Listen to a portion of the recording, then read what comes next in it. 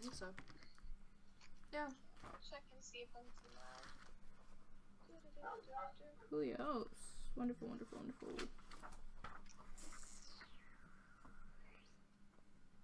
I should be recording this too.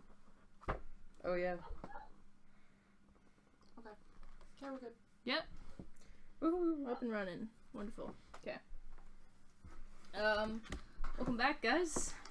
Yeah. Welcome back. Woo! So we're missing Baz and Kizza. Sadly. They had other things to do. But we thought, you know what? We might not be able to make next week's thing. We have, we're going to the Taste of Anime-thon. Yeah.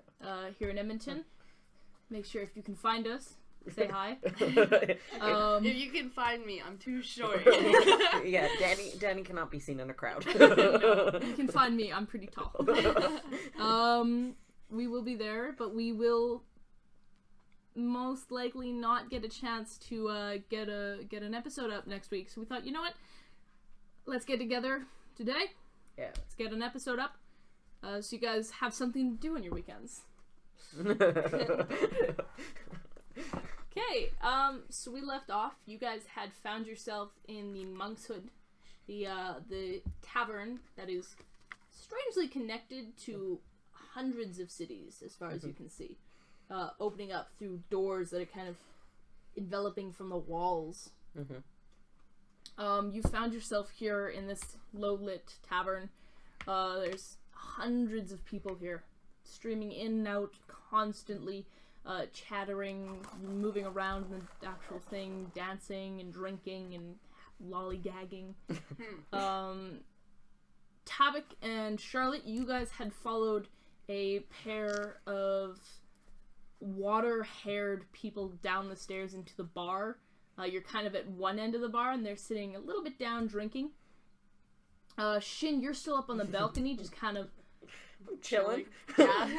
Chilling like a villain. He's just leaning, like, he's just leaning on the side, just going, okay. I wonder when I can leave yet. I mean, I've seen a lot of weird shit. Magical tavern that's connected and bigger on the inside. Sure, why not? Sure, why not?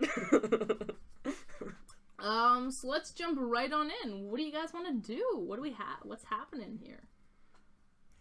Do you want to go first? I'm trying to think of what was going on last we left off with me. I think there was a lady coming up the stairs. But... you had watched... I think there was a lady going down the stairs. Two dwarfs in the kind of ponchos come in. They began down the staircase, rounding around where Baz would be. Yeah. You had also watched a brightly haired, blonde curls woman in a shimmering silver cloak walk in from the opposite side and make her way around the opposite end of the balcony towards the staircase. Okay, yeah. And can I ask, is that like the staircase that, like, I don't even know. I went either downstairs or upstairs. You went downstairs. Okay, so there's are those the same set of stairs? It's the same set of stairs. Okay. There's a large balcony that wraps around the top level, which has got all the, like, opening doorway walls. You had all that time. You could have made a map. I could have made a map. I should have made a map. I'll just, like, draw it out right now in the back. I can make a map. Quick, make a map. There's a large balcony that wraps around the top level on the outside here, with these multiple walls that open up. One end, there is a set of large wooden doors with a small line to get out. And then just in front of that is a staircase that leads down into this kind of lowered second level below, where there's a collection of tables set around a large circular bar in the center. Okay. So the exits are all on the top level? Yeah. Okay. The one exit is on the top level. The entrances are all on the top level as well. Oh. Okay. Cool.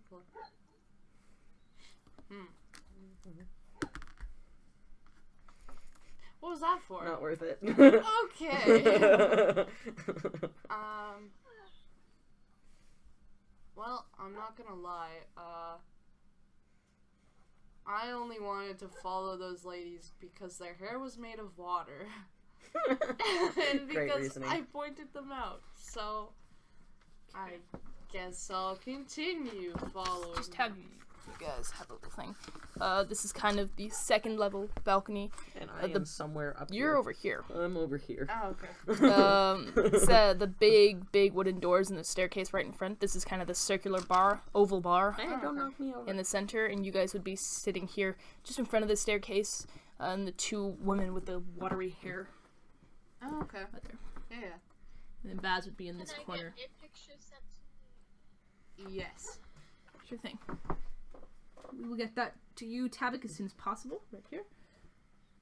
Not missing much, guys, so don't worry. Yeah, don't worry. It's a big it's- square, and then there's a smaller square, and that's the bottom floor, and then there's a circle, and that's a bar. Bless you. Yeah, so that's going on. Okay. What's happening, guys? Tabik.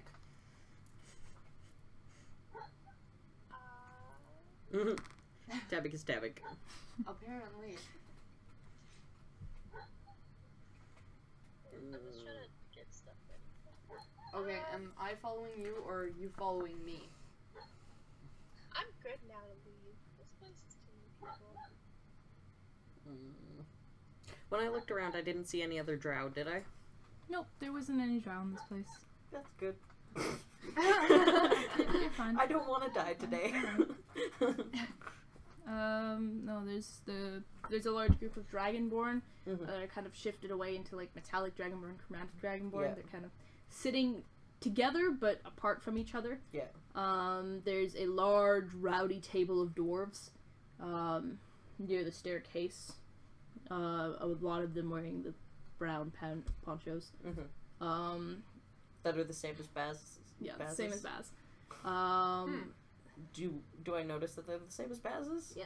Yeah. They're pretty noticeable. They're not different. They're just Poncho big. wearing dwarves are Yeah. kind of not a common sight. Well, they're not a common sight. They're not a common sight. Not everyone sees poncho There's a wearing large dwarves. table of kind of a mixture of humans and elves sitting and laughing together. And then there's a smaller table with two gnomes and a halfling and a silver cloaked figure. Would it be investigation if I want to look around and see what the doors look like? Sure. No, I'm fine. Shyn really wants to see these doors. I want to see the. I want to see the pictures on the wall. Pictures on the wall. I want to see the pictures of the cities Yes. because it's important. Okay. Tabik. Yes. I've been thinking. We don't need two of us to go to the water hair ladies. So I was thinking I'll split off, and if I roll high, I'll either go to the yak and dwarves, or if it's low, I'll go to the halflings and the gnome and the cloaked dude. So, I don't even remember what the rolls were. Was it high for dwarves and the low for... Yeah, high for dwarves, low for the gnomes and the cloaked dude. Okay, that's high. It's the dwarves then. Okay. You're going Okay. to see the dwarves. Okay, I'm going to see the dwarves then. I'll split off from Tabik. So, you can go talk to those people. I'm gonna go talk to those dwarves.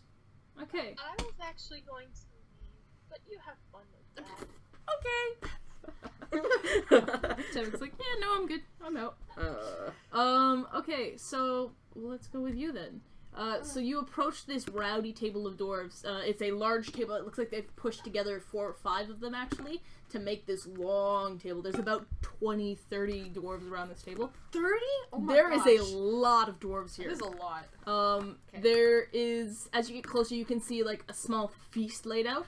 There's a large cake in the center with a couple of candles sticking out of it. Oh, it's a birthday party. It is a birthday party, because one of the dwarves at the very end, an old, frail-looking dwarf, like, long gray beard, like, barely seeing. He's got a cane next to him, and he looks like he's, like, skin.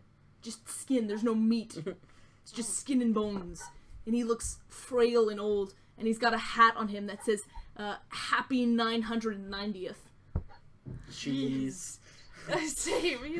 He's old. He's an old dwarf, and he's got this poncho on him has is less of a poncho now than it is like a small blanket. Okay. Like this thing drapes down.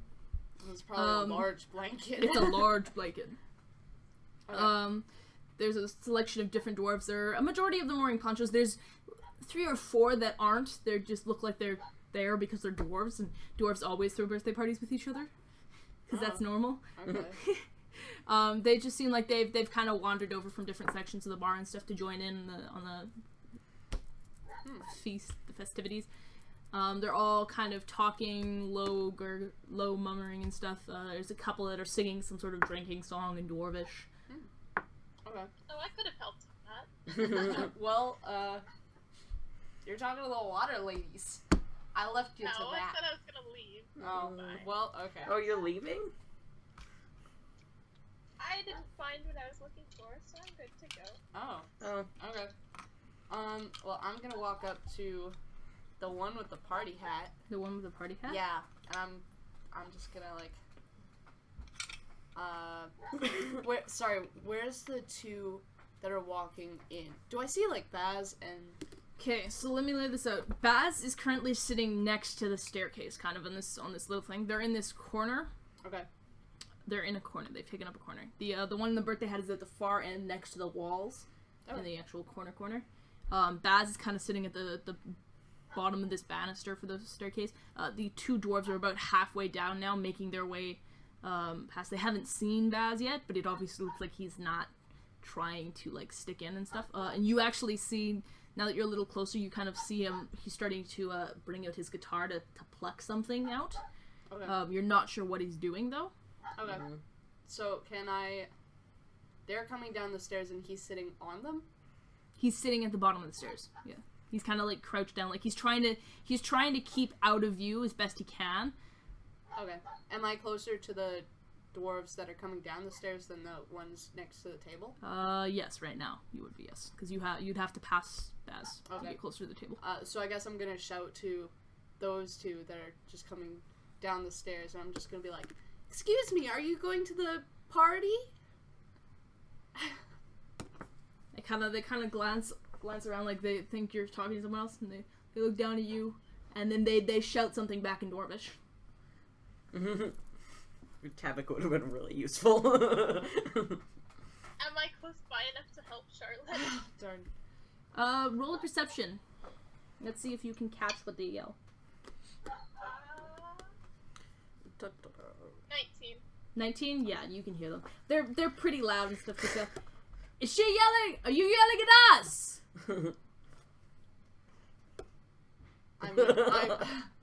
I'm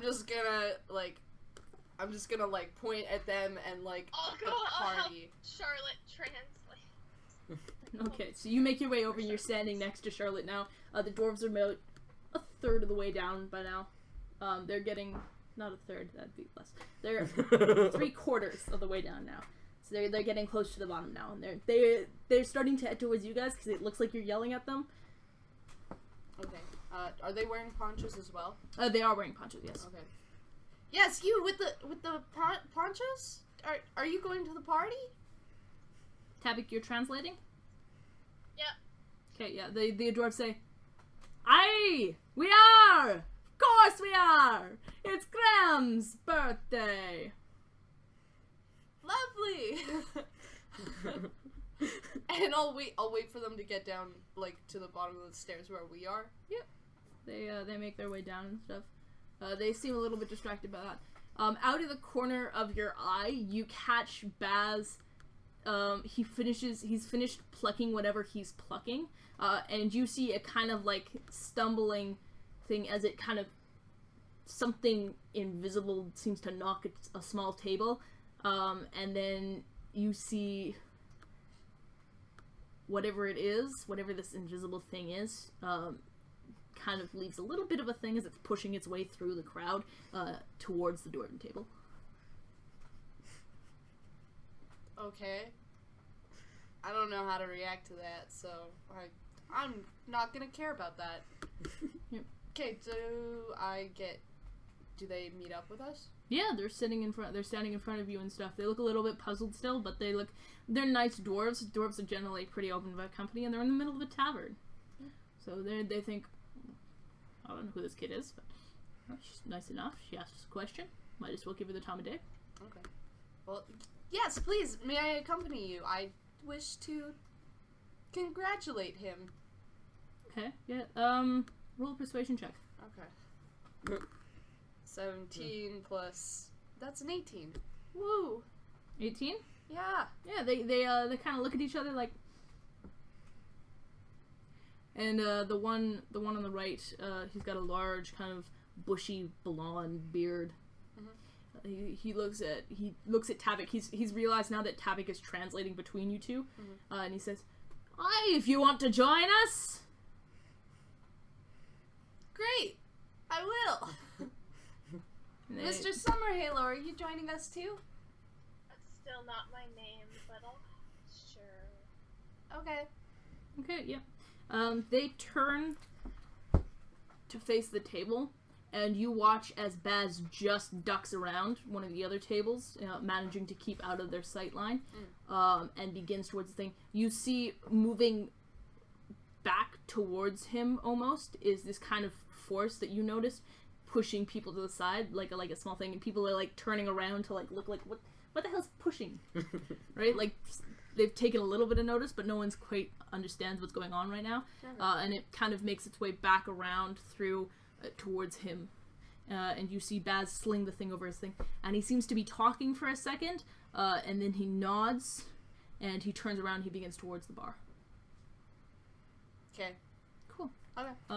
The two poncho dwarves lead you guys over and stuff, and as you guys get closer, Tabik, you hear the other dwarves around the table. They kind of raise hands and greeting and stuff. They're like, "Hey, welcome! Come on over, join us. Thanks for coming and everything." And they take their seat and they kind of they gesture for you guys to come sit down and stuff. They offer a beer, mug of ale towards you guys. Okay. I'm guessing I don't recognize any dwarves. You don't know. Okay. These are mountain dwarves. You know some of the hill dwarves and stuff. They're more above ground. These are mountain dwarves through and through. Yeah. Okay. You okay, Dylan?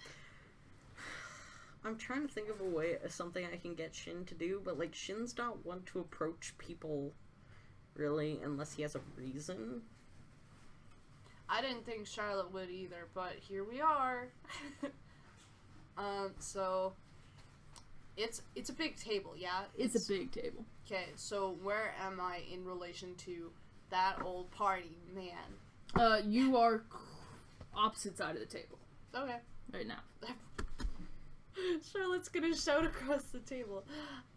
Happy birthday, Mr. Dude! You hear the dwarves, some of them take notice and stuff, and they go, "Ah!" and they raise their glasses to it. It seems they understand what you're saying right now. That they can understand. And the kind of older dwarf, he kind of like squints like he can't see who did it and stuff, but he raises his hand and he goes, he's got no teeth whatsoever. He goes, Okay. Yes. very happily. I send good greetings from Mr. Banham. Oh. They don't seem to understand what you're saying, but the second you say Banham, this table goes silent.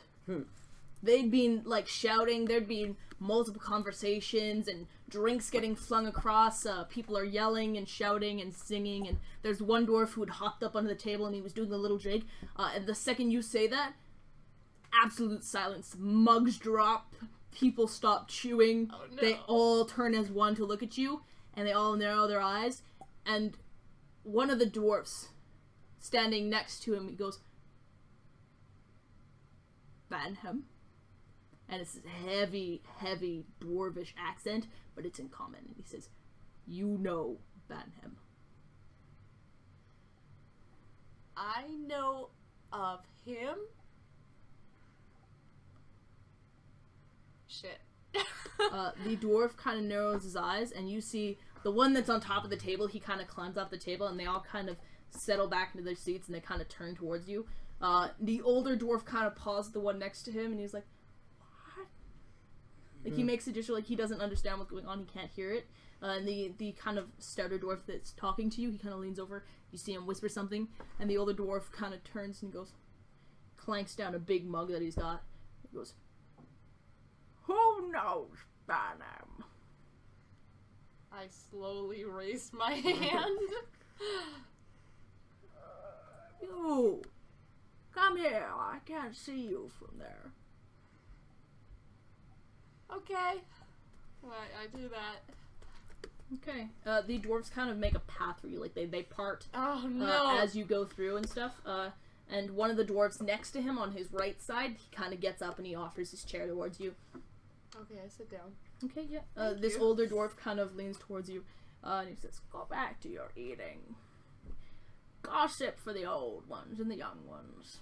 And he turns towards you, and you see a couple of the dwarves. It takes a second, but they start to go back to low conversations and stuff. They're obviously trying to listen in. Can I just ask, like, what Baz is doing right now? Because he probably just, like, he's been focusing on... Last time you had seen Baz, he had gone towards the bar and stuff. Actually looking out, you can't actually see him. Okay. Shyn, roll me a perception check. Let's see if you can find Baz. That's 15 plus 3, 15, 16, 17, 18. You see a hooded dwarf in a large poncho, currently about 2 people away from getting out the door. Okay. Yeah, okay. He's not sticking around. Okay. And this dwarf this old gnarled dwarf, you see closer inspection, he's got kind of milky white eyes, he can't see very well. Yeah. Frail as a motherfucker, like this is bones and skin, it kind of like sags and falls off and stuff. It's pale, he looks withered away almost, but he looks happy, like he looks like he's enjoying it.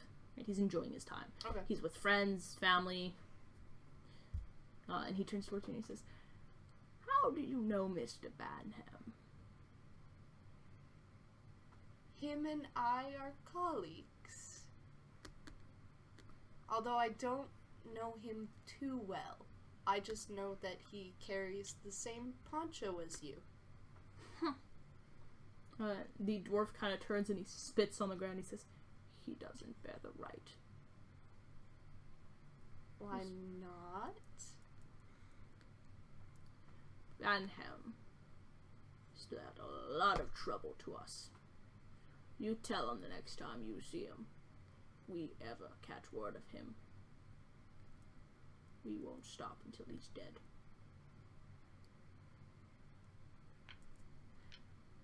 Okay. And then he says, "But come, you've said happy birthday. I'm in a good mood.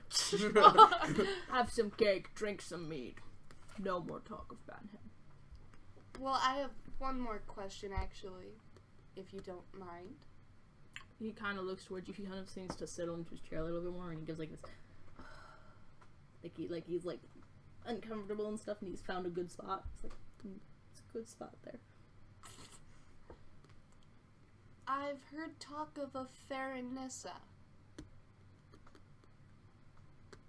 Farinessa, his ex-wife. May I ask why?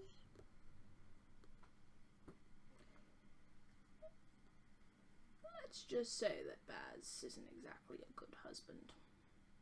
Farinessa was a worse wife. Come. No more talk of this. It's my birthday. And he turns back to the festivities. Seems like a very endearing old man. And he seems to pick up like he picks up a fork like very, very shakily, like it's like barely hovering there, and he goes to scoop a thing of cake and the spoon and it drops, and he's like, "Oh no," and just hand into the cake and starts to eat the cake with his hands.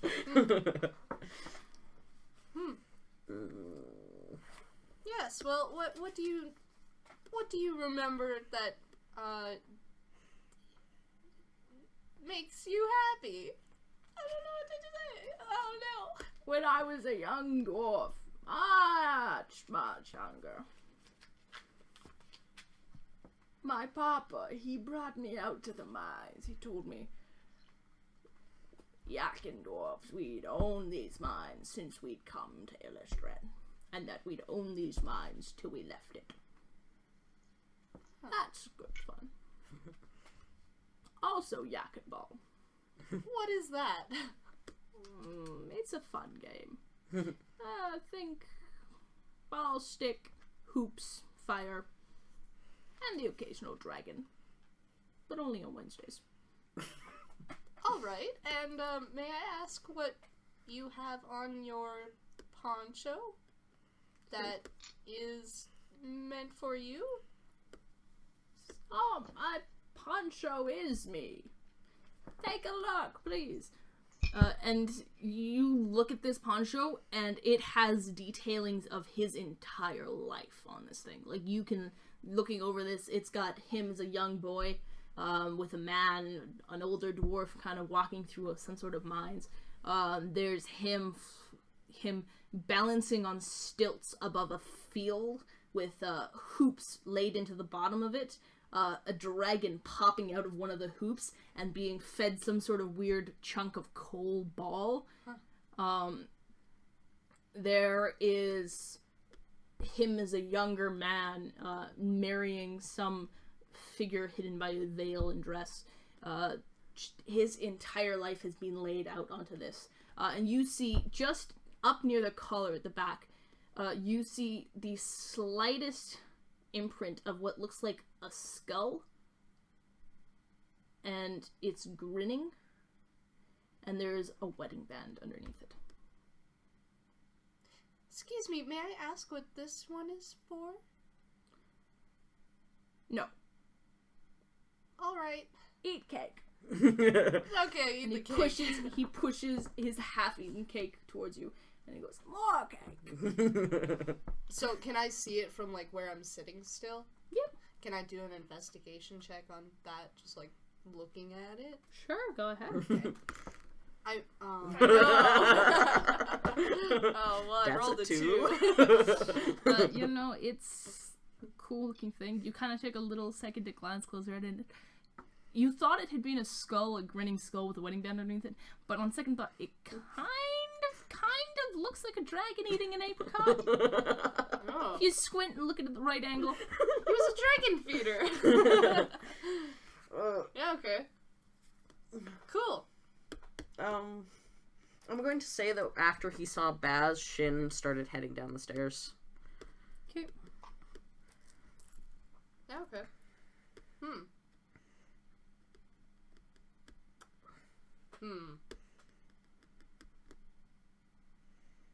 Sorry, I'm just trying to get up so I can see the chat. Oh, okay. Yeah. I don't think anything's been said in that. Okay. Is anyone even watching? I don't think so. That's okay. It's fine. I think it's just... We'll be lonely. Cool. Yeah, it's fine. Oops. No, that's not what I meant to do.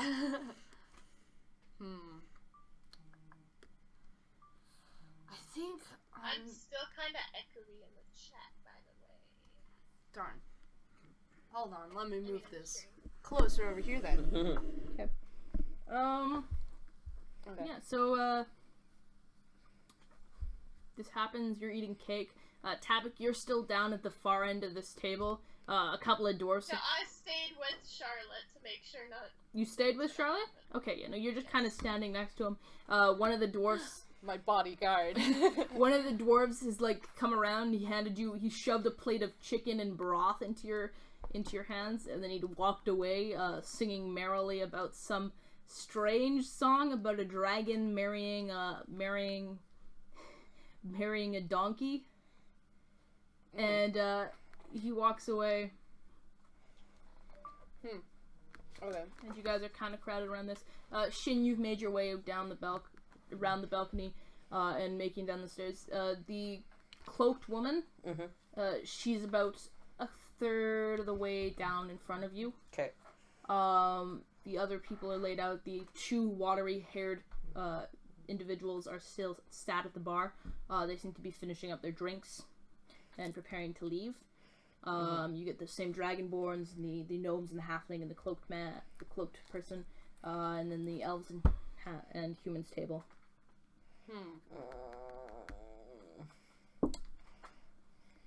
Darn.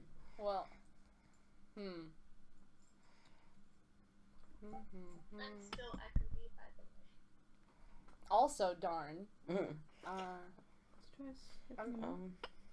Can I just ask, are all of the ponchos, like, are they all just straight up brown? Like, do they all just wear brown, like, Baz? Yep, they're all brown ponchos. They've all got very, very detailed visages of what you can assume would be their life story. Can I just roll to see if I can find the most interesting one? Yeah, sure, go ahead. Okay. Nice. Oh, that's a, for perception, that's a, rolled a 19 plus 4? 4, yeah, so Okay. 23. There is one kind of spry-looking dwarf. He's got like a kind of like a buzz cut, but his beard is being like braided, so it starts up here and braids inwards to make like a circle kind of thing. Oh, okay. You see in one corner of this thing is the visage of a dwarf that looks like him, laying on top of a bed, and standing above him is a giant beast creature. Like this thing is, it looks vaguely woman-like, but it is quite clearly, it's got the body of a lion and giant eagle wings. I was gonna say succubus. It's a sphinx. It's a sphinx. Is it Sphinx? It's a sphinx. Yes.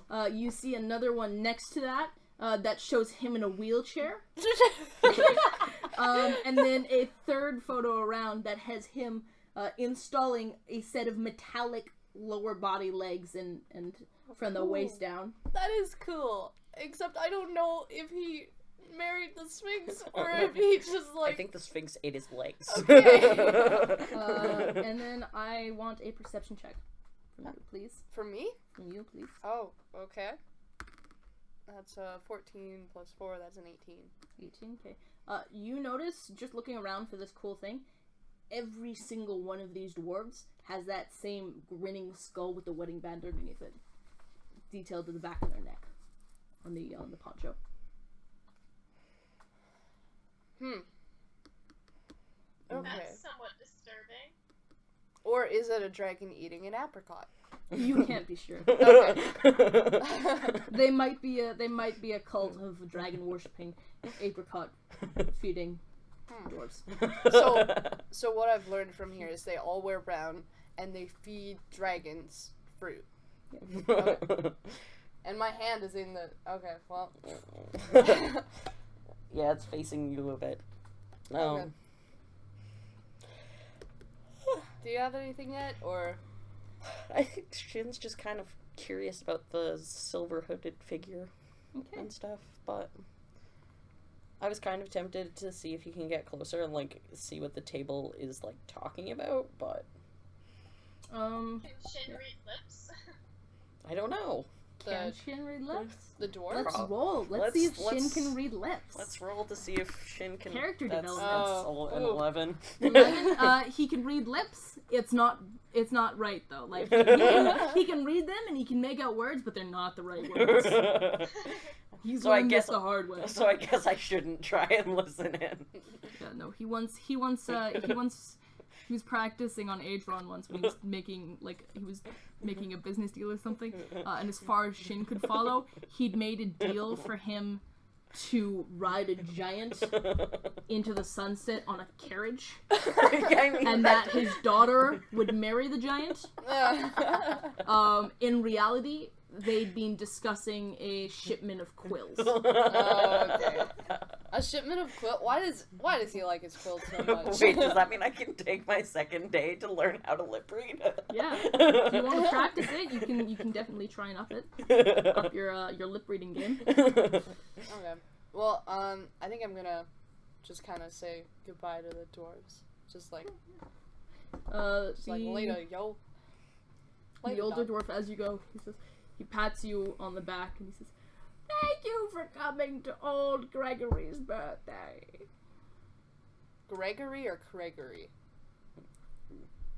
You don't know. said Gregory or You don't know. That was just me being deaf. Come on. No. As far as it sounded, it could have gone either way. Okay. It could have been Gregory. It could have been Gregory. Fine. Okay. Thank you. I hope you live long and prosper. He seems like he already has. Yeah, apparently. He's a 990-year-old dwarf. Well, dwarves only usually live to what? 500, I think? 500? Yeah. You know, he's like double lifespan. He's fucking old. Oh my gosh. Okay. Cool. Tabik, are you following me? Yeah. Okay. You guys gonna come and tag along with me? Be my friends. Shyn's Shyn's nervous. To come find you? I am the only drow in this entire building. It's not very difficult to spot him. He's like halfway down the stairs by now, and there's a couple of people who have like noticed that there's a drow, and they're like, "Oh, that's strange. That's not normal." But then they've got back to their kind of meat and stuff. You guys have made your way back around the corner of the thing. This bar is like pretty like full. Like you guys have to kind of nudge your way through. So like, is that the same thing that's happening to Tabik and I right now? Because Tabik's the only one who's on fire. Oh yeah, no, like people are. Really on. Yeah, whatever. I don't know. There was a couple of strange glances your way when you guys had initially come down and into this thing, but it seems drow are probably less common than. Well, drow usually don't leave the Underdark. Yeah, they're very, very rare. Like, Kizza didn't even know they existed. Yeah. Properly. Yeah, but that's Kizza. Speaking of which, do I get weird looks in towns when we first come into them? Yeah, a majority of them, yes. Yeah. Kind of, a lot of the towns that you've been to Aegon with, they started off, people were like, what the fuck is happening right now? Yeah. They've kind of mellowed out. You still get a couple of weird looks, like people... Seeing a drow is not common. Yeah. It's not unheard of, it's just not common. Yeah. So, you'd probably be a little bit better off in the kind of elvish communities. Yeah. They're a little bit more common there. Yeah. But places like this with such a high population of just different cultures and races, it's weird. Yeah. Okay. Well, Wait, does that mean I'm gonna have trouble when I actually get down the stairs? Because apparently I'm halfway down right now. You're halfway down the stairs by now. Okay, So I'm gonna try and beat Shyn at the bottom of the stairs. Okay. Sure. then I'll just be like, okay, I'll be right back.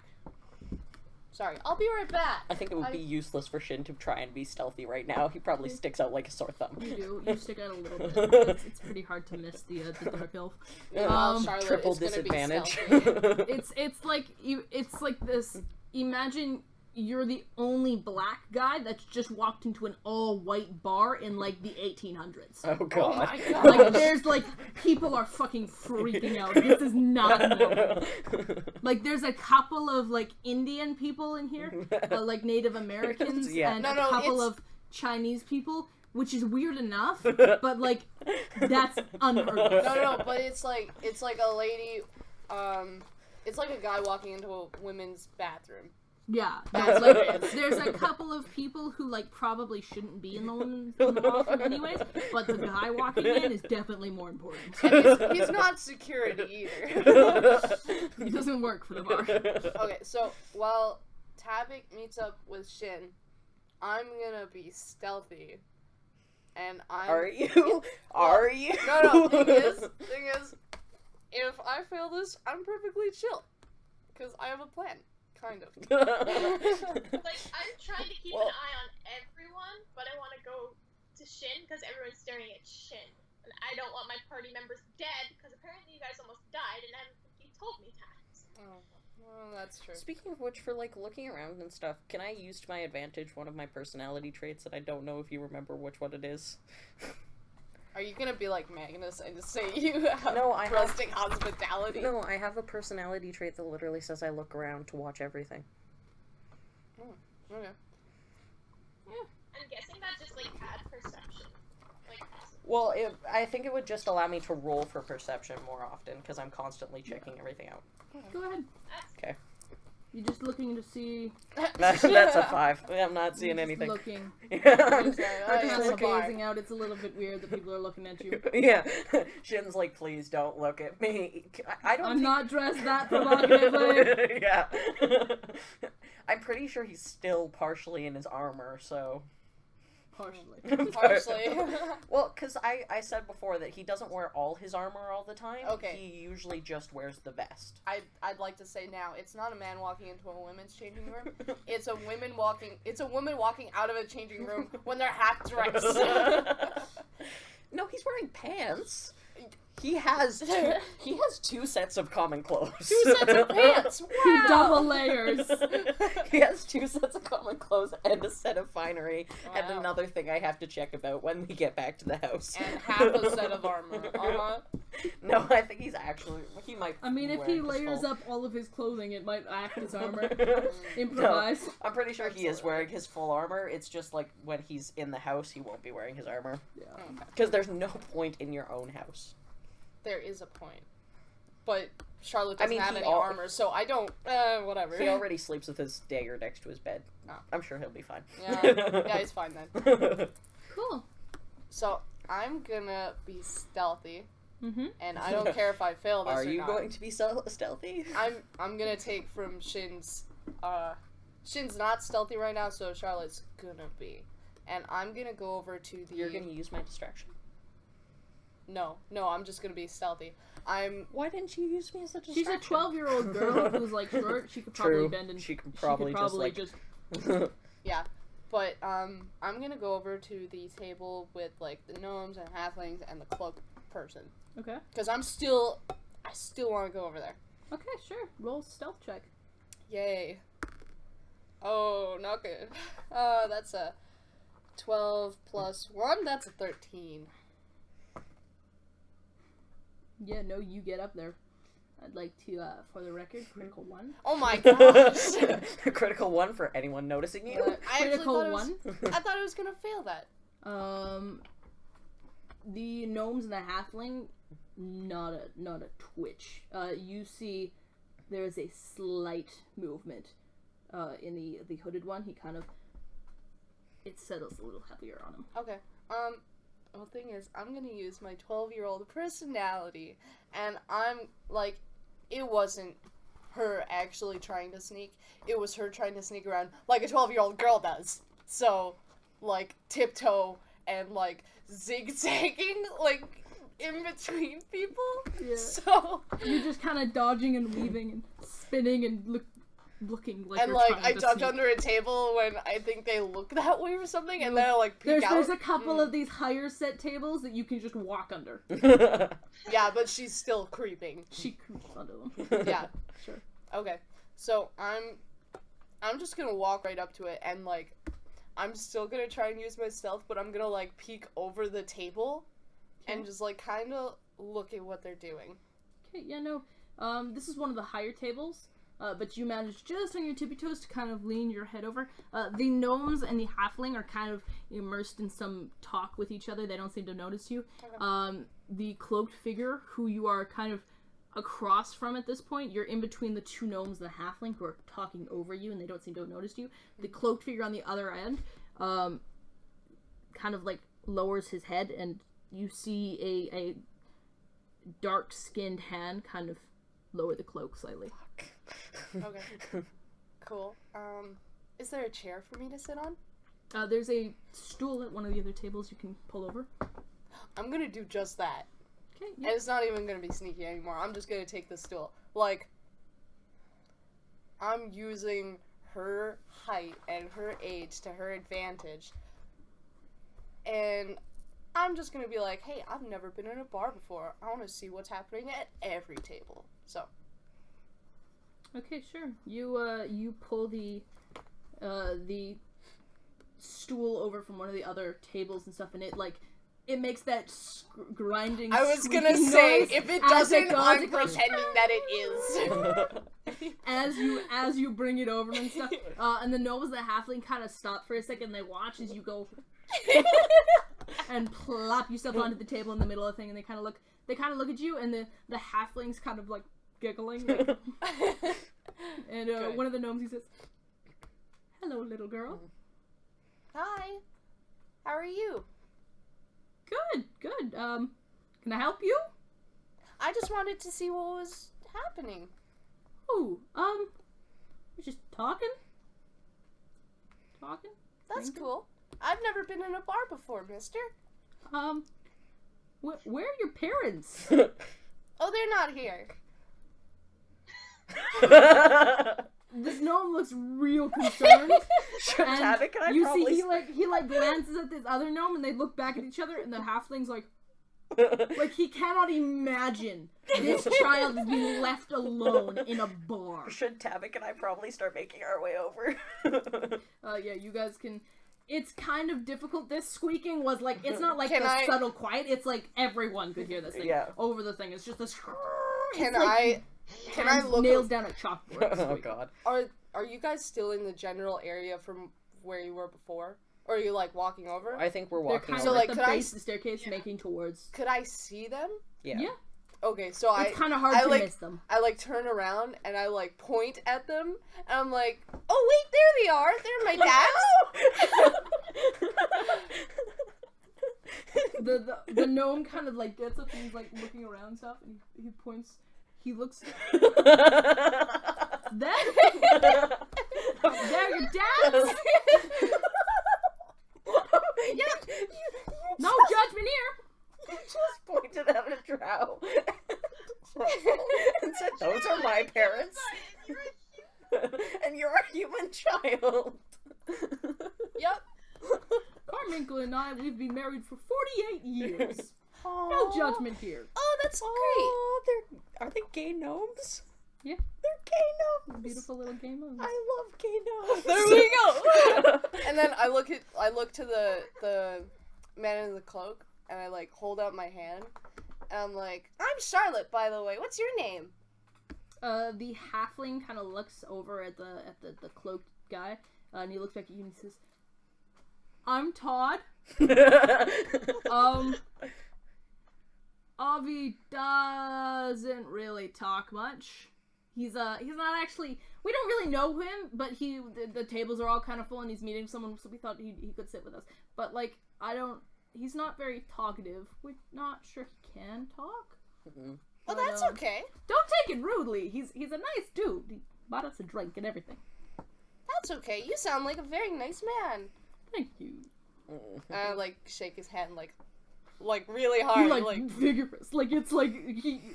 Halflings, they fucking love people. They love people, okay? And, like, handshakes, food for other people, they're, like, the most welcoming people you'll ever meet. And this halfling is miles shorter than you. Like, this thing is... Did you know halflings are shorter than gnomes? Mm-hmm. This halfling is, like, 3 feet tall, maybe? Aww. Maybe? And he's got, like, a booster seat. And he's like got both hands shaking your one hand. And he's, like... Nice. Like, so it's excited. Competition. He's excited. He loves people. Okay, so, sorry. I just want to... There's one halfling. That's Todd. Todd is the halfling. Todd is a halfling. And the two gnomes... One of the gnomes was Carmichael. Carmichael. The other one hasn't introduced himself yet. But they're married. They're married 48 years. Oh, yeah. And then there's the other guy, Avi. Yeah, Aubrey. Aubrey? Aubrey. Okay. I'm Is nervous, what though. Todd had called him. I'm nervous, though. So, that's okay if he doesn't talk. Sometimes I don't talk very much. At what point do we make it over to the table? You guys are halfway across by now. Like, okay. This is getting things. You see the silver cloaked woman, the long-haired blonde woman. Mm-hmm. She's just above you. She's just about to intersect at this table. Okay. I'm gonna not notice her. Well, no, I probably do notice her because I'm, like, looking around at, like, all of them, so I might see her out of the corner of my eye, but I don't give her any attention. You don't really pay attention to her. her. So I'm just like, that's okay. I don't talk very much sometimes, but you look very nice, and I just wanted to know what you were doing here because you looked really interesting. Okay. The figure gives, like, a nod and stuff. And as he does, you hear a voice over your shoulder, and it's soft and melodic and like it's very soothing and nice. And it says, "Avarish, I've arrived. Thank you so much, gentlemen, for holding our table." Oh, hello. You turn around, and standing behind you is this gorgeous woman. She's got the same blonde curls, a long glittering silver cloak, long kind of nailed fingers that she's got kind of open like a thank you, small like nod and stuff. She has long high elf ears and small slitted almost reptilian eyes done in a dark silver. Okay. Miss, I love your eyes. My name is Charlotte, and I hold out my hand. She looks down at you, and for a second she seems a little bit puzzled, and then she gives a wide grin, and she says, "It is a pleasure to meet one of you. Salome." What? Salome. Salome? Salome. Salone? Okay. That is her name. Sloane. Oh, okay, okay. Salome. Selone. Salome. Oh, Salone. Okay, okay. That's me being deaf again. Thank you.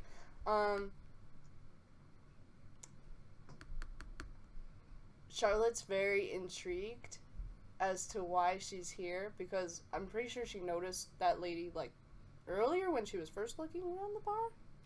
She had entered in while you guys were making your way down the staircase, towards after those two watery-haired people. Okay. Shyn noticed her because he was looking around and stuff. Oh, okay. You might have caught a glimmer of the silver, because, like, this cape is bright. Like, it's garnering almost as much attention as Shyn did. Okay. So, Salone and Avary. Avarish. Avarish. She said. Oh, Avarish. Okay. Okay. So, Avary is what the Todd, the halfling, had called him. Okay. But it seems that Salone knows him as Avarish. Avarish. Okay. So are the halflings and the gnomes leaving? Or... They seem a little bit, like, confused when she appears and stuff, and then they see the cloak, and the cloaks are matching and stuff, and they say, "Oh, you're her friend! His friend! Their friend!" And he says, "I'm Wilhelm, this is my husband, Carmichael, and that's our friend Todd. It's lovely to meet you." Okay. And the gnome holds out a hand and she says, "A pleasure." Salome introduces herself to him as well. She's very formal. She is, yeah. Okay. So, why are you here? A meeting with an old friend. We have business to discuss. Oh, an old friend. You two are friends? How long have you been friends? Longer than you have lived. I've lived a long time, miss. I'm not too sure about that. I'm 12 years old. No, longer than you have truly lived. Okay. Well, I was wondering what your business meeting was for. Because I don't know why you would do a business meeting in a bar, because there's a lot of ale and stuff, but well, maybe it came for the food, too. I don't know. I was just wondering. She gives a soft kind of, giggling laugh, and it sounds like bells. Like, it's not like an actual laugh. It sounds like bells are ringing in your ears and stuff. It's soft and melodic and stuff. Everything about this woman is very, very calming, very, very presented, and unnatural. Cool. Are we by the table yet? Yeah, you guys are now just behind them and stuff. You guys can see this happening. Could I use, like, that question as a persuasion check? Sure. Do I get advantage because I am a child? Oh, no, definitely not. Okay, well, I dropped it, but I didn't mean to roll it. Go ahead. Okay, thank you. I got you. 15 plus... That's a 16. 16. Simply business. Okay. Do not worry yourself. I'm sure we will be in contact again if we need you. Oh. Can I try and investigate these people? They sound kind of weird. Yeah, go ahead. So sorry, you two are at the table now? And I'd actually like you to roll an Arcana check, please. Me? What would this be? Investigation? You can do investigation or Arcana. Does that include I'm myself? shit at both. Sure, okay. 19 for Arcana. Oh, no. Okay. I I got a 13 either way. Okay. 17, I rolled a sorry. 5. Okay. Wait, I could use insight. Ooh. You can roll insight if you'd like. Yes, I do want you to roll insight for me. That would, with that roll, that's an 11. Tabik and Shyn, the second you get within distance of this woman, that you can actually hear her, the first thing you notice is that this woman has a presence you have not seen. Shyn, this presence is above. This is a notch above the people you have ever met in your life. Okay. This is the type of magic that envelops a person. It's rooted to a core that you have not seen a scale of before. Do I roll again for insight? You rolled insight? You roll again for insight. You don't roll with the Arcana check. It's still the same. It's still an 11. I'll give you advantage because I do want this. I do want this to be good. Fuck. It's It's 9. a 13. It's a 13. Oh, It's a 13. It's It's a 13. Yeah. It's a 13. Okay. What is my 13? The way this woman talks to you, she knows things. She has knowledge about things you don't know. Okay. And she says, "It has been a pleasure to chat with you, but my friend and I have business. Bid your family hello." Oh, well, you can build them hello right now. Can we hear this? And then I You point, can hear this. You can hear this. I point to Tabik and Shyn again. I'm just like, you can say hi to my dad. Stay right there. Shyn, We're both I think glaring at you, Shyn pretty hearing that like glares at her, looks at Tabik, and goes, Tabik is not Shin's type. Thank you. Salone turns towards you guys, like she glances over her shoulder, and the first thing you see is perception check. Oh. Let's see.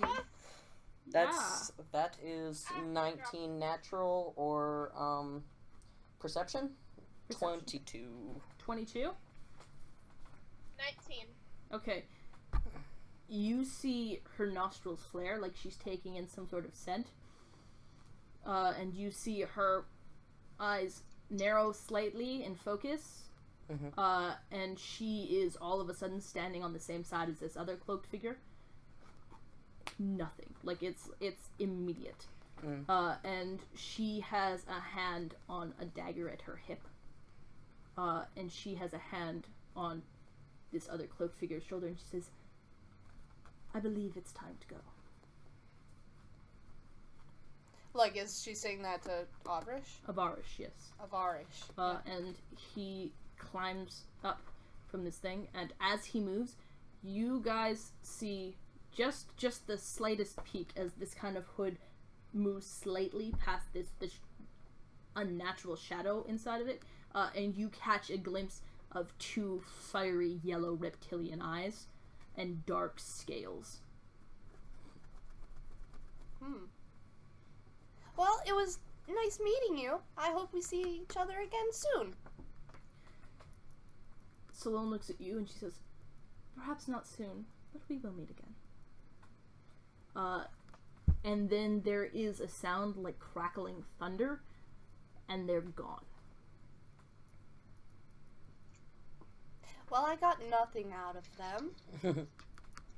Except that they are pretty powerful. Well then. Thank you for being my fathers.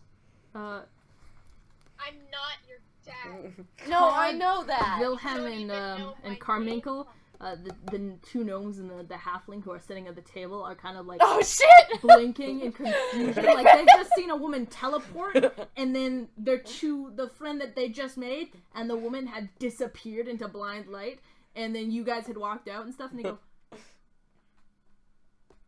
Todd picks up a drink and downs the entire thing, and Wilhelm turns to you guys. He holds out a hand and he says, "A pleasure to meet your family." He's very confused. Carmichael has not said a word. He's just looking at his hands. We're party members, not a family, but thank you. They adopted me. It's okay. I think we need to get going. Adopted is a vague term. I'm really tired. Can we go home now? I suppose so, yes. Thank you for taking care of her.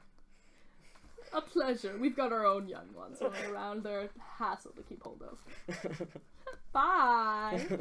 And you see Carmichael, who leans over and goes, tiddlywinks. And I'm like waving like emphatically like, see you later! And I'm like a 12-year-old? Yeah. You see Todd has emptied his own glass and reaches over and grabs both Wilhelm and Carmichael's and begins to down both of those as well.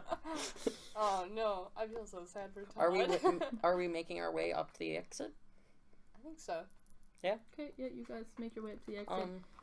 Kiza has joined you guys, departing away from a nicely dressed woman she seems to have stopped on the way and been chatting with.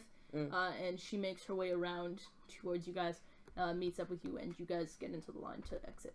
Okay. I have a Before question we about leave... Kiza. Yes?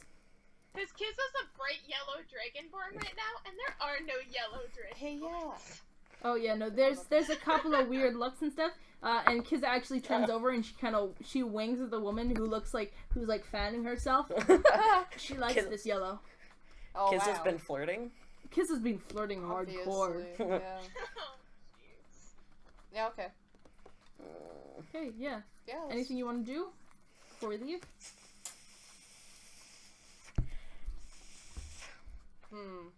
I think I'm good. Let's see.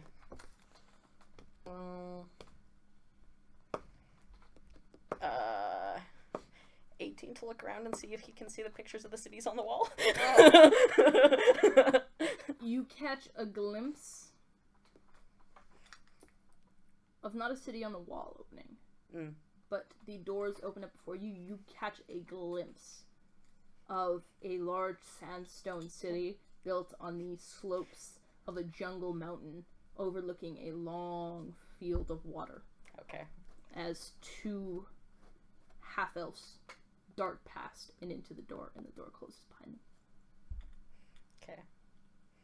That's all I wanted. You guys are now at the front of this thing, and there's a small box next to the door with a little wheel that says spin to exit. Who's spinning it? I spin it. Okay, you spin it. And it goes around and around and around and around and around. And it clicks. And imbued on it is Grey Witch Port. And the doors swing open. And you're looking out into that familiar marketplace in the cavern. The smell of sea air blowing in and stuff. It's darker now, and like the torches have been dimmed in this place. The market's kind of closed down. And you guys walk through. You exit out. And sitting on the rim of the fountain is Baz. He's kind of plucking away at a guitar, waiting for you guys. And you guys get out. You're back in this kind of market that's settled down and stuff. The doors shut behind you. And you actually notice there's no more tent. It's just the doors have appeared. They close and they shimmer for a second, and then they're gone. Okay. And you guys are back in the market. Sweet. Well, I guess there's nothing else we wanted to do. You want to head back to the manor? I guess Yeah. so, yeah. I haven't had food all day. Let's go. Can we say that some point in the day I definitely ate the sandwich we were given? Yeah, easy. I forgot about that. Tabik probably hasn't eaten. Oh, don't hurt the butler's feelings. Eat You- your food. You make your way back around to the same kind of little pier thing you guys had locked your ship up at. You unlock the gates, they open for you, and you close them behind you, and you climb into the little boat. Kids is a little bit wary, and then as soon as you guys are all in, she jumps into the boat, and it like rocks for a second, and then it's totally still. And it begins to move again.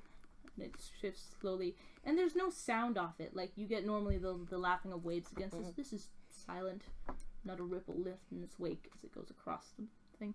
You guys latch up. It latches itself up to the dock back in the Belcourt Manor thing, and you guys all clamber out, making your way up the stairs to the large set of double doors. Baz hurries up and knocks 3 times on the door, and they open up, and you see the familiar sight of Carsidith, your butler. I'm saying butler. I don't know if he's a butler. He is the head butler. Yeah. Oh, that's right. He's the head butler, the head of staff, and the chief butler. Yeah. And he's sitting there. He's got the same kind of long white hair slicked back and pulled into a ponytail, the long ears, the black eyes, and pointed teeth. Now, do we recognize that they have similar faces to the Fae we saw? Yeah, he definitely looks Fae. Okay. Now that you've seen them, Carsidith looks Fae to a T. To a T. He fits the description. Okay. So wait, sorry, does Charlotte know that? Charlotte was in the room. Yeah. You were in the room. You did see them. You saw them flicker. So Right. you know that he's Fae. Yeah. Yeah. So he is most definitely Fae. Yeah. He kind of, I just point at him then. okay, he kind of shrugs. He doesn't seem concerned. He doesn't know where you're pointing at him. He moves to the side, kind of sweeps to the side, and holds the hand out so that you guys can go past.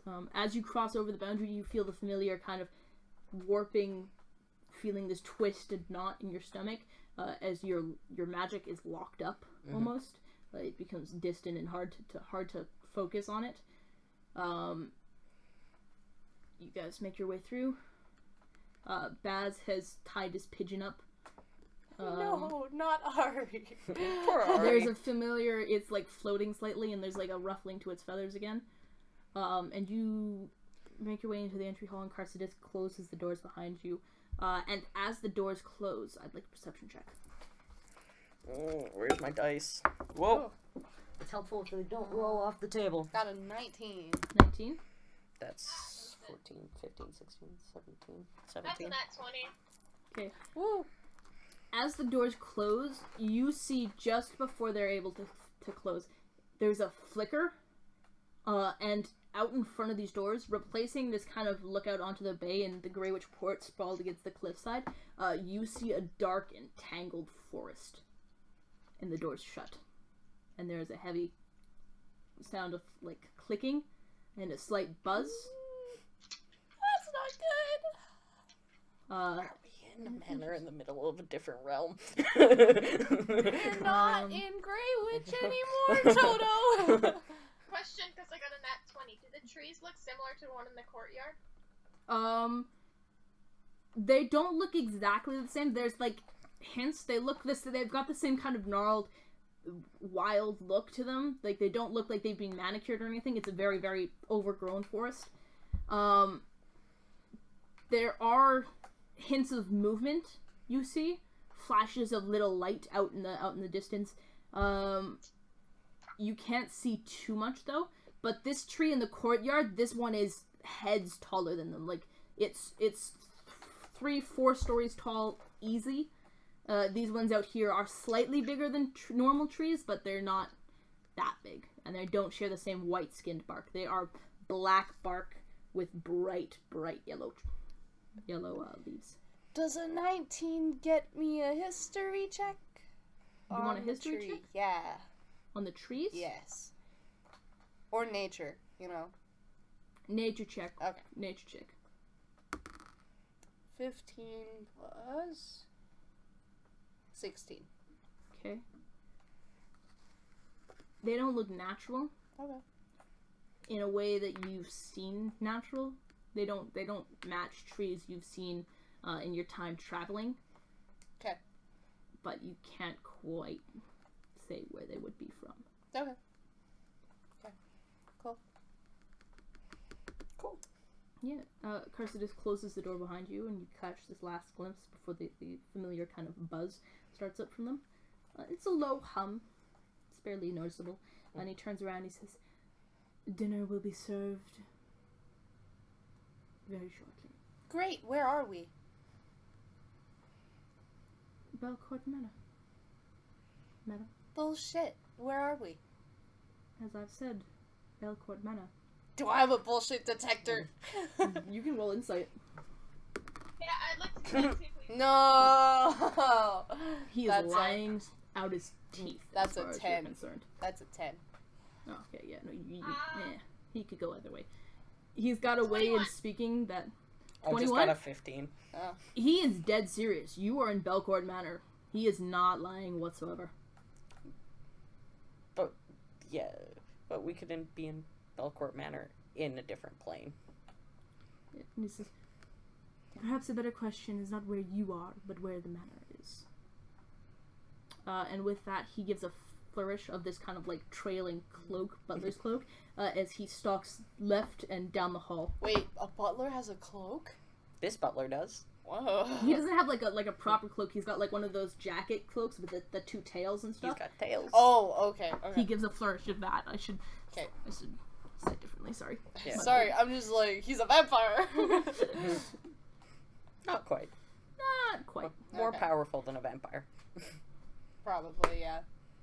Okay. Fae are more powerful than vampires, I'm pretty sure. Yeah, okay. Fae are really cool. I love Fae. They're badass. Yeah. So you guys left the hall alone in this entry hall. Kiza. Wait, he's not even gonna answer his own question? No. No, Why he's gone. He's Why? made his way down the hall and disappeared. Darn it. Yeah, you don't know how questions the Fae work. I know. Daz makes a beeline up the stairs and turns left. He doesn't give a word or anything. He's just going. He's just going to his room. He's just he heads towards the bathrooms and stuff. Oh, okay. Rather. Well, Shin's not taking a bath right now. I guess You not. watch Kiza kind of a little bit slower pace begins to make her way up the right staircase and towards you guys' rooms. I have another question. Yes. Because the manor seems to mess with our magic, does Kiza turn green again? Kiza does. Kiza goes... The second she crosses that barrier, it drops. Kiza's green again. Yeah, and I guess I wouldn't feel the connection to my usual drow magic either. No, there's it's not as heavy with you, Yeah. but it's like a finger's gone numb. Yeah. Well, because I was just asking. You've got it, but you don't use it much. But it's like a pinprick. Yeah. Almost, you feel it. No, I was just thinking about how he'd probably feel it more than a typical drow. Yeah. But for Charlotte and Tabik, Yeah. the second you guys cross this thing, it's like losing a limb. You have no connection to your magic. My tail!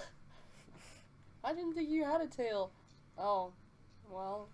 My invisible tail! Yeah. My invisible magic tail. Yeah. Okay. Hey, you guys are left alone in the entry hall. Yay. Just the three of you. Is our butler like Google? Hey, butler. Are you feeling lucky? No! No, I meant like Don't those. play a game of luck with Carcidus. I meant It doesn't those. seem like a good idea. I meant He those will win devices. cards and poker and anything else. Wait, can we actually call him to get him to play cards with us? Carson, if I don't need you for any reason, just play cards with us. We need another player. He'd I'm beat the house lonely. every time. Every time. Like, he'd walk away, he'd bankrupt the casino. Yes. So what I've learned from this is we need to find a casino and take bring Carson with us. Okay. No, I was thinking more along the lines of, hey Google, do you want to help me out with this? Not, hey Google, I'm feeling lucky. That's what I think of every You time. gotta ask yourself, feel lucky, punk? Oh my gosh, I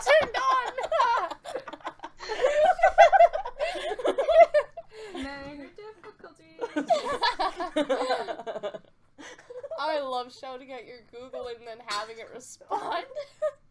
It is now unplugged. Yeah. I've unplugged the Google. Darn. Hey Google, do you want to plug yourself back in? Hey, Google.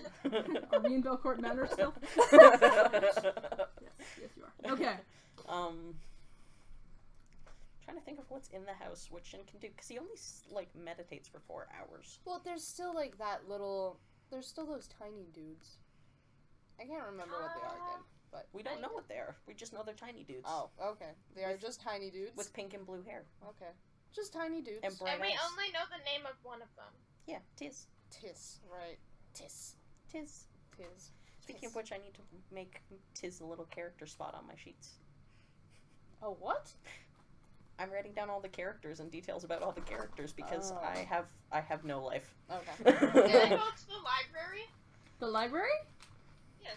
Oh, that's right. There's a library.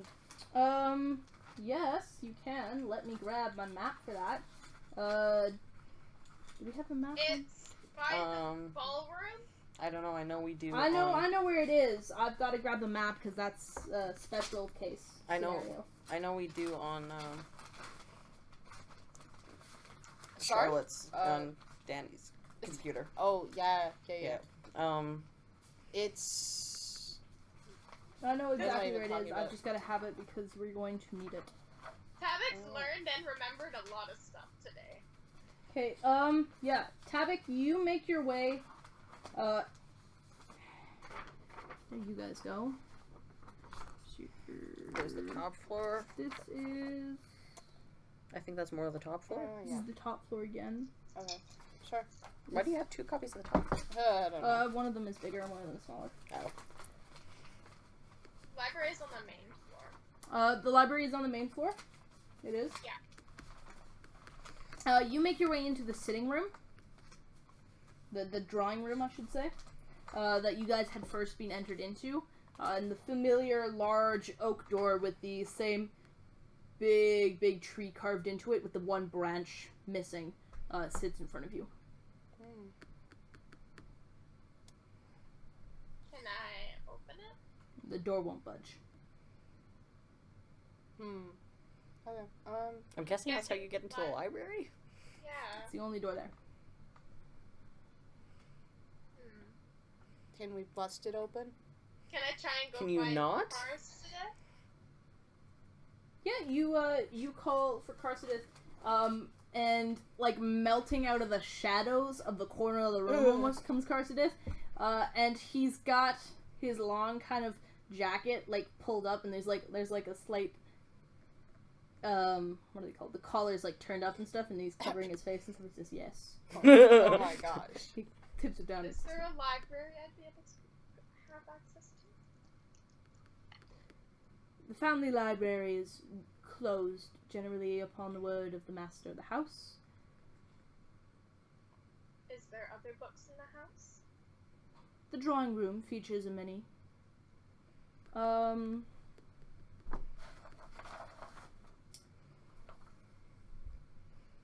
Perhaps I can enter the library for you. Wait here, please. And he walks out the door to the drawing room. And he disappears down the hall. And you're there for about 4 or 5 minutes waiting for him to get back before he finally comes back through the door. And he has with him a small set of... It's like a key ring, but rather than keys hanging around it, he has a couple of, like, little scroll cases hanging around it. And they're very, very small. Like, they're about the size of a whistle would be. And he goes through them. They're all different colors and different patterns on them and stuff. And he plucks one, a little brown one with a black ink drawing on the thing of a dragon. And he unplugs one. He takes out a small slip of paper. And he throws it out and he kind of squints at it, rolls it back up, puts it back in. And then he begins to speak in a language you do not speak. A language you don't know, and it's flowing words, and there's a magic to the way it is spoken. The words themselves are made with magic, but they doesn't seem to be an incantation or anything. He just begins to speak in this language, and it's melodic, and you feel yourself kind of sway with it as he speaks, and it kind of, it's like you're listening to it, but you can't hear it properly. You know that it's happening, but you don't actually hear the way the words are muttered. You just get the same feeling that they're being spoken. And there is a glow from this tree as it lights up, starting from the roots and going up towards the tips of the branches. And the doors creak, and they push inwards. And in front of you is the big library. Could I just guess that was Faye? You can, based just on the fact that he is a Fae and... Are we with things Tabik? You've heard? Are you guys with Tabik? Are we? I think I was going to follow Tabik. Are you following Tabik? Shit, no, I wasn't. Okay. So I guess I'm not in there. Never mind. You could not Darn. know. So, wait, I'm just standing at the doorway still? Yeah. Okay. This library is made of 3 tiers. There is a spiral staircase on either corner, either of the 4 corners, that goes up and down. There are bookshelves that line the wall to wall. There's not a speck that is left open. And in the center, there's a couple of tables with some chairs and torch areas where you can light torches and stuff. A couple more rows of books laid out. And you see that each of the levels has its own, like, little gate hatch. So you have to, like, unlock a door to open it and get through to the other side. The top level is locked off, and the actual books are chained into the bookshelf. This second level that you are currently on, they're more open and stuff. You see a variety of different types of books all laid out. And the bottom floor seems to be just generalized notes and maps and journals, all this sort of stuff. Less books than it is papers that have been laced together.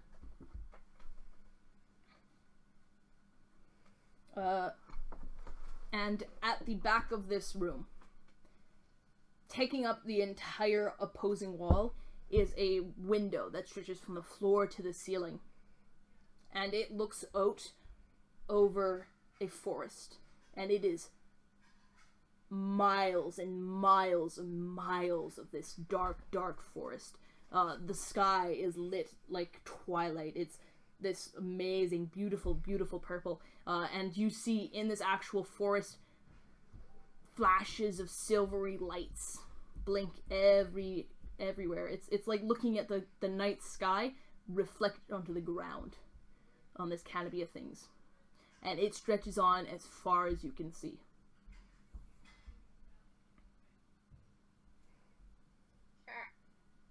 I'm trying to take notes.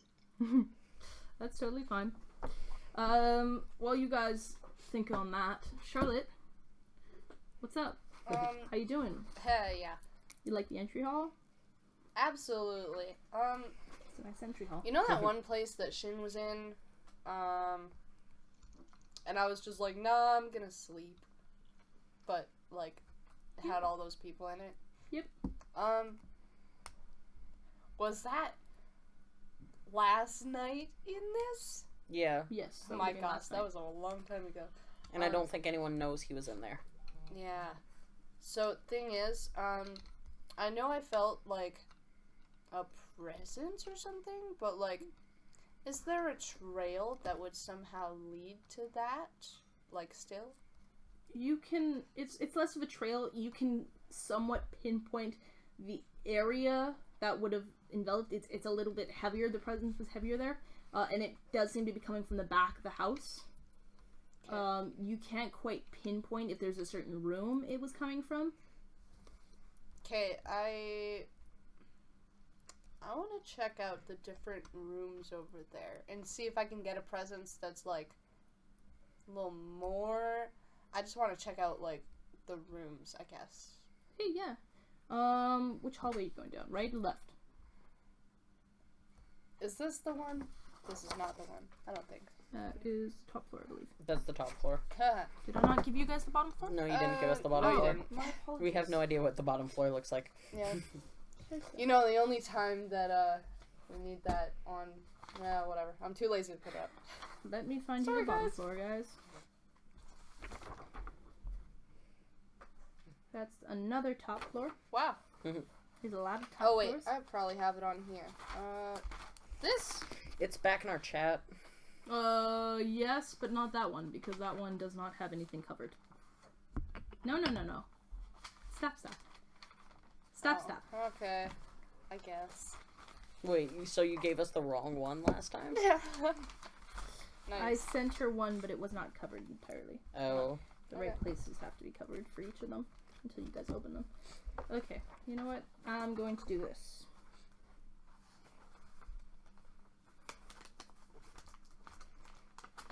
This is fun, watching me tape things. Yeah. Uh-huh. Lots of fun. Very I mean, entertaining. I have sticky notes if you want. Oh, you still have sticky notes in mind.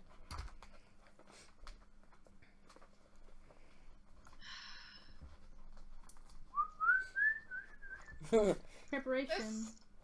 There's so much stuff I want to look up in the library, but I don't think Tabik would actually realize it to look it up. There you go. I think Shyn was more curious than anything. That's why he went to the library.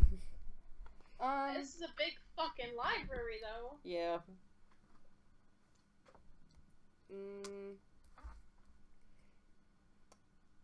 I want to check out the temple quickly again. I know I checked it out before, but I want to try again. Sure, yeah. You make your way down the right corridor. Heading up the large kind of stone door, the same kind of image that's been nicely scrawled across it. You open the door up and you walk in. Stone pews, same image of some goddess you don't recognize. Okay. Anything of interest in here? There's a fresh set of, looks like sage, laid out across in front of this woman's, on this altar. And there are a couple of nuts and acorns as well. There's a heavy scent of lavender. Okay. Yeah, that's not really. Was I already in the greenhouse before? I don't think I was. You guys walked past the greenhouse and you could look in, but you didn't go into the Didn't someone greenhouse. go up to the door and try to open it? Kizza. The greenhouse door? Yeah. No, the raven door that's inside the greenhouse. Kiza tried to open it and it didn't budge. Okay. So I'm guessing it only opens under specific circumstance. Whoa. Okay, I'll check in there quickly. Okay. You peek into the greenhouse. It is laid out. You've seen the first greenhouse you guys had been into was a magical greenhouse. Oh, I hate that greenhouse. I forgot. You got trapped in the greenhouse. Yeah. There's There'd been fairy dragons and strange creatures and a lot of different plants and everything. This greenhouse is similar, but Ooh, I should go. less natural. They're very, very manicured plants in here. And none of them you recognize. You can't see a single bush or flower that you would find anywhere that you've ever been. Huh. They are all these weird, different, dark colored plants. Some of them are glowing this dark gold or silver. There's some of them that are just strange scents. There's a small like glass dome that's been laid over one table with a visible smoke kind of swirling around inside a couple of plants there as well. Okay. Can I see the door to the raven? Yeah, no, it's set out into the dark stone at the back of this wall. The raven has been etched out, wings spread, head turned to the right, and dark eyes. Can I open it? Can I try and open it? Is what I meant. Okay. There's no actual handle and stuff. You put a hand to it, and the door rumbles for a second, and then it slides open. To reveal a long, dark corridor. Okay, I go in. Okay, you make your way down. It feels like hours going down this corridor. Like you can still see the light behind you as you walk down this thing, and it doesn't go too far, but it feels just being in here. It's like time doesn't work. Okay. And you come to the end of the spiral staircase, and it goes up and up and up and up and up. Okay. Okay, you go around and around and around and around. This takes almost longer than the tunnel did. And you find yourself at the top. The open wooden door that is being shut closed on the large archway. Okay. The door doesn't budge.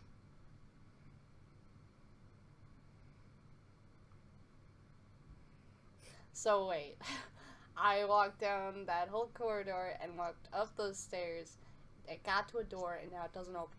It looks like it's locked or something. It's not opening. Is it locked magically? You can't sense any magic, no?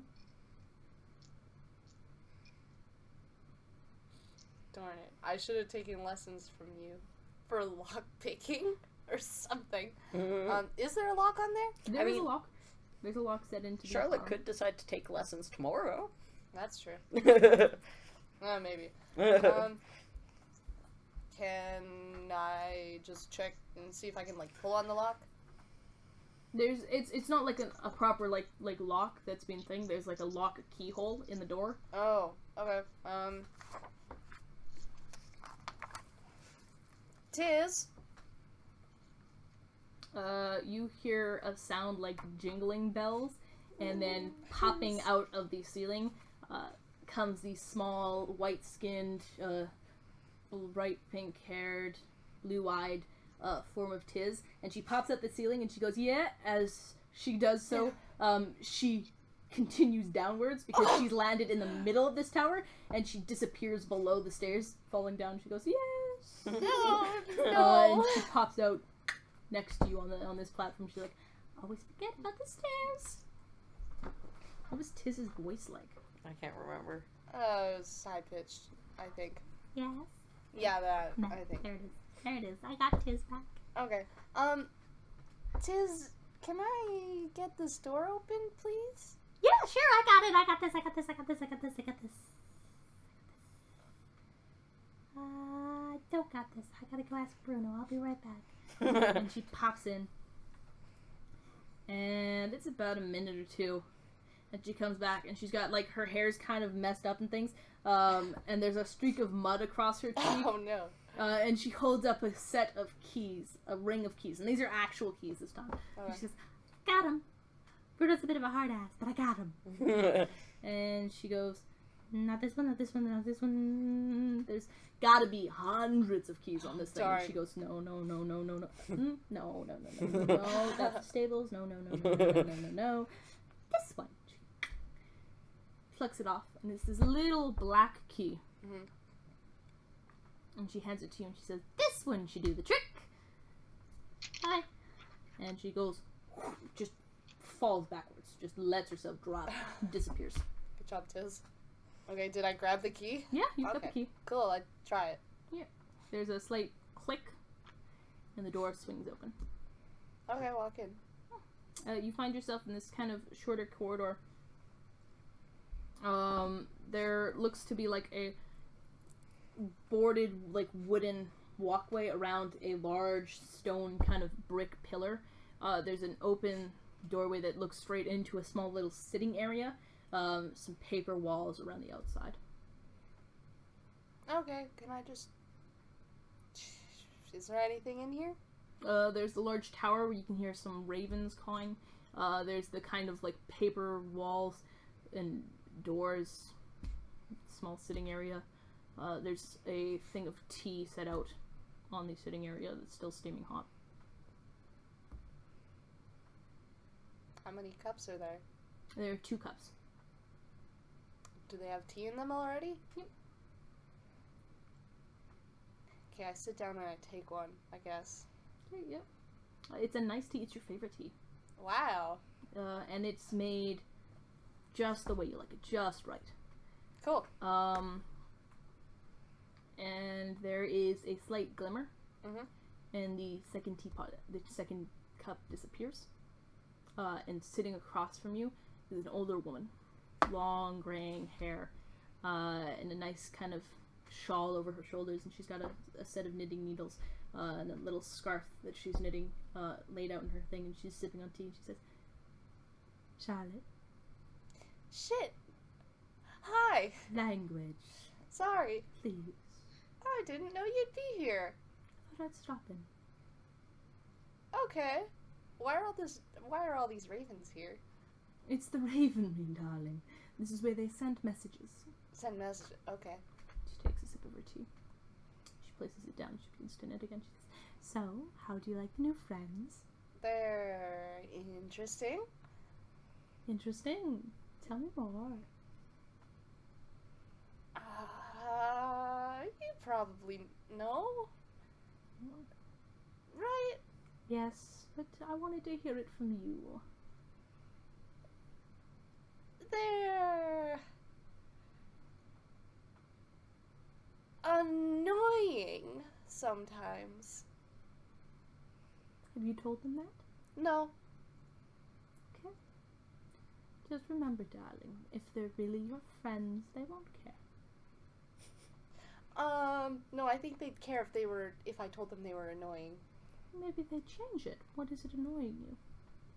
Oh, Mr. Bamham. Oh, I see. Yes, no, he might not change. And she puts down the knitting and she takes another sip of tea and she says, well, things are going great up here. Lovely, lovely, lovely. A couple of little minor fights. Had a bad thunderstorm the other day. Other than that, it's going great. Bad thunderstorm as in... Your uncle's a little bit angry, but he's always been touchy. Okay. Alright. Was there anything you needed? Oh, I just thought I'd stop by for a chit-chat. What, a mother can't say she loves her daughter? No, well, I mean, you're reminding me of Mr. Banham all of a sudden, which is a little strange. But, oh well. I suppose I've been hanging out a bit around the wrong crowd then.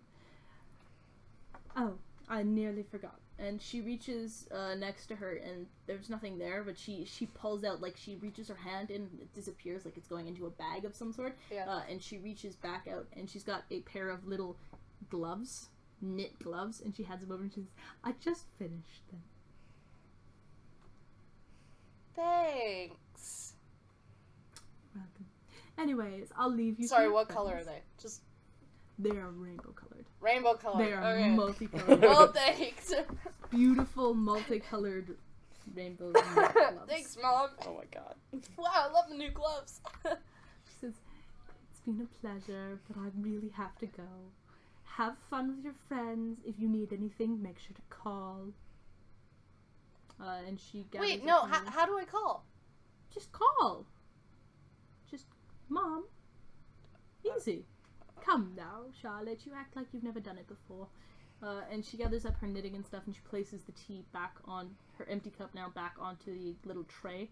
And she carries her knitting, and she opens one of the kind of sliding doors.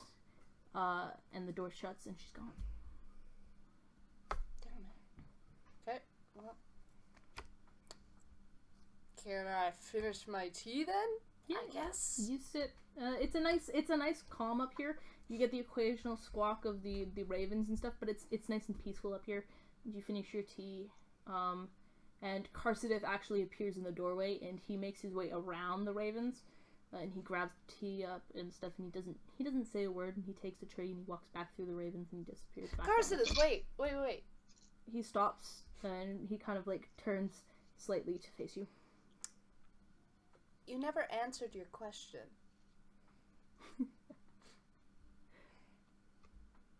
You never asked it. Alright, then I'll ask it. Where is this manor? Belcourt is in a variety of places. It appears and disappears as it wishes. This is some magic school bus shit. It comes and goes, and it is and it isn't. It's in Greywitch, it isn't in Greywitch. All things. Alrighty then, that helps nothing. Thank you. I'll follow you out. Okay, you follow him. He goes through the kind of wooden doorway, and you see him pluck the key back. And he looks and he says, "Bruno." Who's Bruno?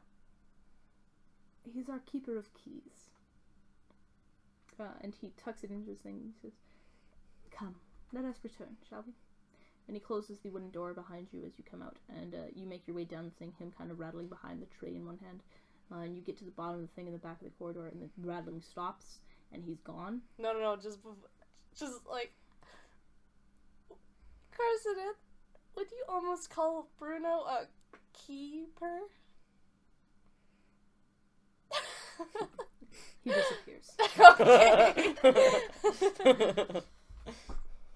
Okay. And you make your way back down this corridor, and the door is still wide open. You make your way out, and it rumbles to a shut behind you. Damn it. Aw. Okay.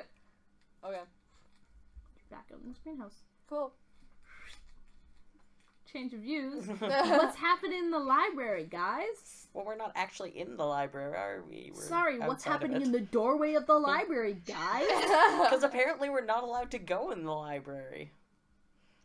He opened it for us. Yeah, he did. He opened it, but he said he'd see if he could go into the library. Did he? He went a lot of places, actually. Other than the library. Carcidith comes and goes. I guess so. And it can apparently be in multiple places at once. Yeah. What did Tabik want to do? A couple things, but I don't know if he'd realize to look up some stuff. So I'm thinking. You know what? It's about time we take a break. Yeah. Yeah, okay. So we'll take I a was break. gonna You guys say, can think it's it been an over. hour. We'll be back after these non-messages.